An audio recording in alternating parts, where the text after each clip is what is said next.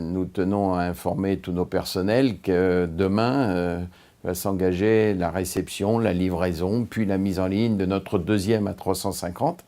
Le premier est maintenant en service depuis à peu près un mois. Il a effectué tous ses vols, il est à l'heure et surtout on a du côté de nos clients des retours qui sont très satisfaisants. Et cette perception positive, elle est aussi bien pour nos clients qui nous le renvoient à travers les sondages que nous faisons régulièrement, mais aussi pour nos personnels qui travaillent à bord. Quant aux pilotes, ils ont à leur disposition le plus bel appareil, la dernière technologie disponible. Donc, bon vent aux A350 d'Air Caraïbes et bienvenue au deuxième appareil demain matin.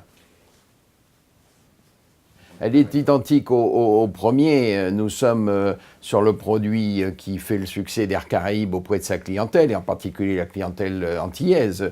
Donc on y retrouve la Madras, mais avec un siège bien sûr Stelia, ultra moderne. On y trouve une cabine Soleil et une cabine Caraïbes, mais avec ce qui se fait de mieux en matière de siège, mais aussi en matière de vidéo, à bord avec des écrans Thales qui, je crois, dès le début, ont impressionné tous nos clients et en particulier, comme chacun le sait maintenant, cette vision de l'appareil à partir d'une caméra qui est à l'arrière et d'une caméra qui est dans le nez de l'avion et qui donne en haute définition des images absolument fabuleuses lors des opérations, décollage, atterrissage et tout ce qui se passe bien sûr autour des altitudes les plus basses.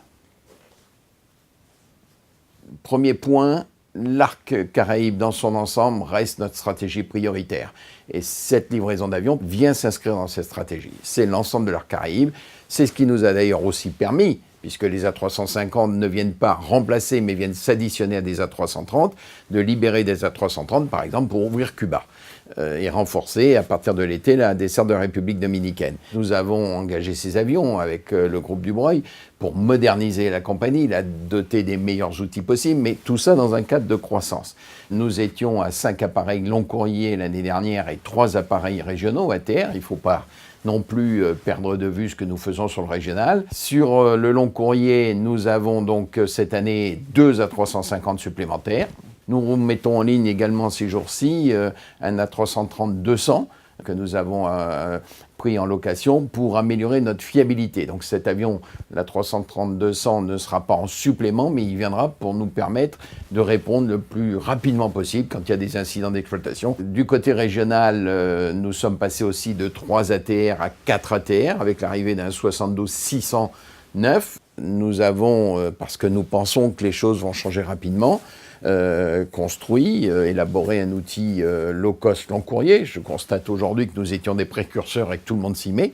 C'est French Blue. French Blue va aussi recevoir cette année un A350 et se développera plutôt vers l'océan Indien.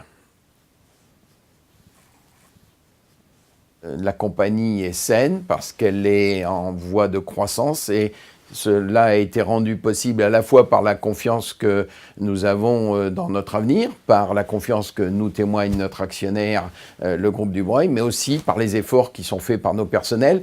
J'ai toujours donné priorité dans la stratégie que nous arrêtions à l'avenir, la croissance, la pérennité et la qualité. Nous sommes aujourd'hui parmi les meilleures compagnies françaises et ceci n'a été construit que parce que nous sommes un groupe homogène, un groupe professionnel. Et là encore, je voudrais dire, parce que c'est la conjoncture du moment, on l'a vu ce week-end, après ce terrible événement d'Orly, nous avons été la seule compagnie long courrier au départ d'Orly à faire tous les vols, certes en retard, puisque l'aéroport a été fermé, à acheminer tous nos passagers, alors que d'autres compagnies ont pris des dispositions contraires.